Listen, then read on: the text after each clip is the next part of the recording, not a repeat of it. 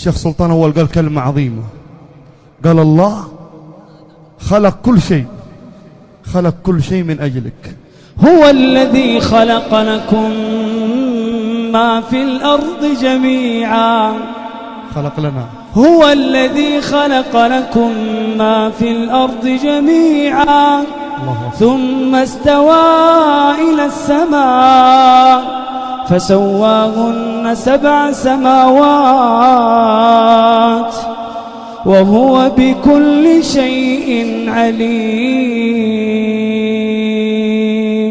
لكن للأسف أن هذه الأرض اللي نمشي عليها، وهذه السماء التي نستظل بظلها، وهذه الحياة اللي أعطانا الله إياها، وهذه النعم إلا ما رحم ربي أصبحت تستخدم ضد الله، وأصبحت تستخدم في معصية الله.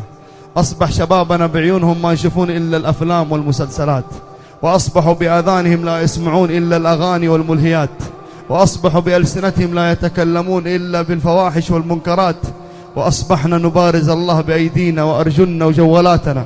أسألك سؤال، أسألك سؤال، وأسأل الآلاف اللي قدامي، دليل بسيط بس، جوالك هذا اللي في يدك، جوالك هذا اللي أعطاك إياه الله عز وجل، وفي شريحة وفي اتصالات وفي رقم سري، ما حد يدري أنت مخزن رقم من، وما حد يدري إيش الروابط، إيش الصور، إيش المقاطع، إيش اللي جوة هذا الجوال إلا الله. أسألك بالله سؤال، جوالك يخدم الإسلام أم يهدم الإسلام؟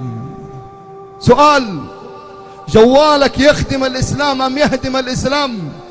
إن كنت ممن ينشر فيه الخير، إن كنت ممن ينشر به القرآن والإسلام، إن كنت من ينشر به سنة النبي صلى الله عليه وسلم، فأنت بهذا الجوال تخدم الإسلام. وإن كنت ترسل بهذا الجوال المقاطع والصور التي لا ترضي الله، فأنت تهدم الإسلام، وأنت تحارب القرآن. لأن الأغاني ضد إيش؟ الأغاني ضد إيش؟ ضد القرآن. ترسل أغاني بدل ما ترسل قرآن، ترسل صور بدل ما تنشر إسلامك وتنشر الخير وسنة النبي صلى الله عليه وسلم، تحارب الإسلام بالجوال. هذا دليل من أدلة، أقسم بالله العظيم. بعض الشباب يقول لك الحمد لله أنا والله أصلي وأنا وأنا وأنا، بس عندي مشكلة واحدة، وهي مشكلة بسيطة، هي مشكلة الأغاني. مشكلة الأغاني هذه مشكلة بسيطة. كم من شاب يتمنى يقرأ قرآن ما هو قادر، السبب الأغاني. كم من إنسان يتمنى يحافظ على الصلاة مضبوط ما هو قادر، السبب الأغاني. كم من إنسان وقع في الفاحشة، السبب الأغاني. الأغاني ترى لها أثر خطير. الأغاني الله عز وجل بشر صاحبها بإيش؟ بماذا بشر الله صاحبها في سورة لقمان؟ ومن الناس من يشتري لهو الحديث. ما هو لهو الحديث؟ يقسم بالله ابن مسعود بأن لهو الحديث هو الغناء. اشترى لهو الحديث، صار يسمعه في سيارته، في جواله، في بيته، صار عادي عنده الأغاني. ومن الناس من يشتري لهو الحديث ليضل عن سبيل الله بغير علم ويتخذها هزوا أولئك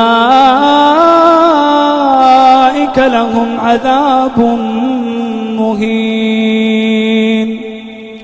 وإذا تتلى عليه آياتنا ولى مستكبرا كأن لم يسمعها كأن في أذنيه وقرا فبشره بعذاب أليم.